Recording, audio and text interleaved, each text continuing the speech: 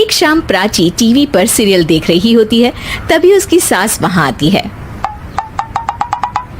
अरे सीरियल में तो ऐसे मग्न है जैसे आज रात का खाना पड़ोसी आकर बनाएंगे।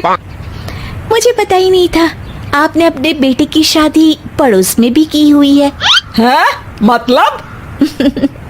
मतलब इस घर में सारा काम बहू ही करती है, आप तो सिर्फ खर्राटे मारती हैं। अच्छा जी, फिलहाल तो तुम आराम फरमा रही हो, चलो जाओ, ये मेरे टीवी देखने का समय है। आहा, इसीलिए मुझे भगाया जा रहा है। सॉरी, अब तो बिल्कुल नहीं जाऊंगी। प्राची की इस बात पर दोनों सास बहू के बीच टीवी रिमोट के पीछे बच्चों जैसे छीना झपटी शुरू हो जाती है, जिसके बीच श्लोक भी काम से घर वापस आ जाता है। हाँ, आज मेरी चूहे बिल्ली की जोड़ी किस बात पर झगड़ रही है? अरे तेरे बीवी मुझे टीवी ही नहीं देखने दे रही। अरे तुम्हारी मम्मी मुझे खाना बनाने के लिए फोर्स कर रही है। अरे वाह, ऐसे बेतुके रीजन पर तो बच्चे भी झगड़ा नहीं करते। अरे मुझे कुछ मत बोल, सब इसने ही शुरू किया है। हाँ हाँ, जैसे आप तो बहुत दूध की धूली है ना। अरे बस, दोनों चुप।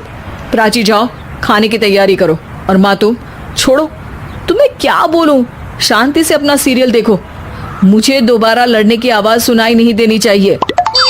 ऐसा बोलकर श्लोक वहां से चला जाता है, जिसके पीछे पीछे प्राची भी कुछ न कुछ बड़बड़ाते हुए रसोई में चली जाती है। हाँ हाँ, सासू जी को तो कुछ बोलेंगे ही नहीं, बस मुझ पर ही हुक्म चलता है, खाना बनाओ, जैसे मैं इनके घर में खाना बनाने के लिए आई हूँ।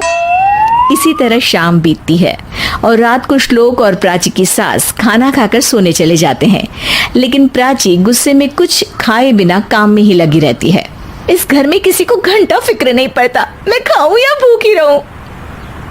प्राची कुछ देर के लिए रसोई से बाहर जाती है और जैसे ही वापस आती है तो वहां दूध का भरा ग्लास देखकर हैरान रह जाती है। फिक्र पूरी है, बस दिखाना नहीं है।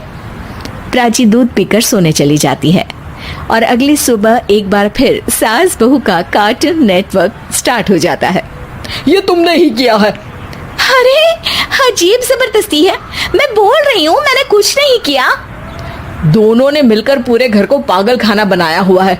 यहाँ कोई नॉर्मल इंसान तो रह ही नहीं सकता, इसीलिए अब पड़ोसी क्या रिश्तेदार भी घर आने से कतराते हैं। और सुन बेटे, तू भी चंगा, तेरी माँ भी चंगी, तेरी बीवी भी चंगी, रिश्तेदार। हाँ जी, आपको नहीं पता क्या, गंगाधर ही शक्तिमान है, रिश्तेदार ही। हाँ हाँ, बस समझ गया। कभी जानवरों जैसे लड़ेंगी तो कभी जुगलबंदी करेंगी। भाई मैं आप दोनों के बीच में नहीं फंसना चाहता। सास बहू की इस मनमौजी जोड़ी से परेशान होकर श्लोक अपना सिर खुजलाता वहां से चला जाता है।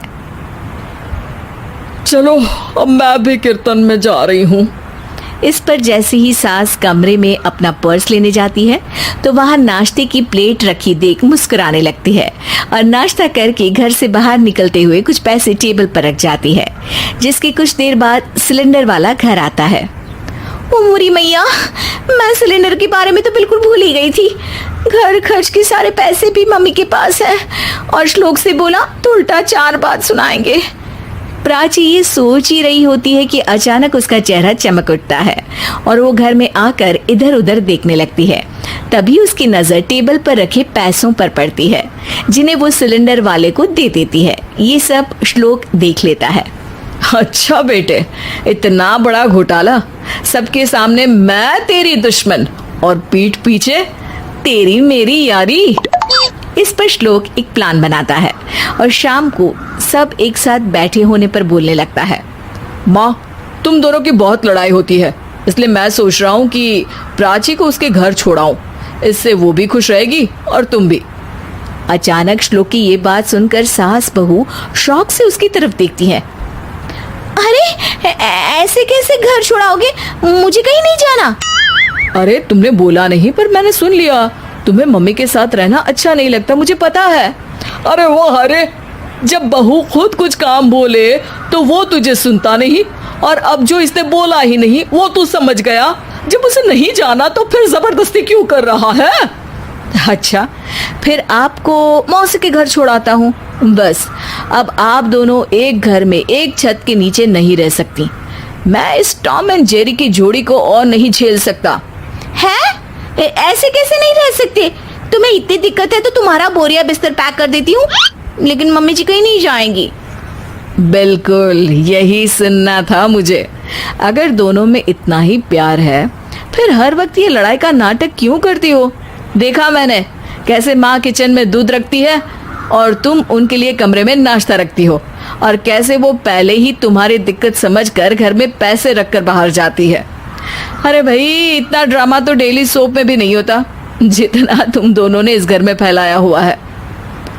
तू हमें टॉम एंड जेरी बोलता है ना, तो याद कर वो दोनों भी एक दूसरे को बाहर वालों की बुरी नजर से बचाने के लिए हमेशा सबके सामने लड़ते थे, लेकिन अकेले में दिक्कत के समय मदद भी तो करते थे।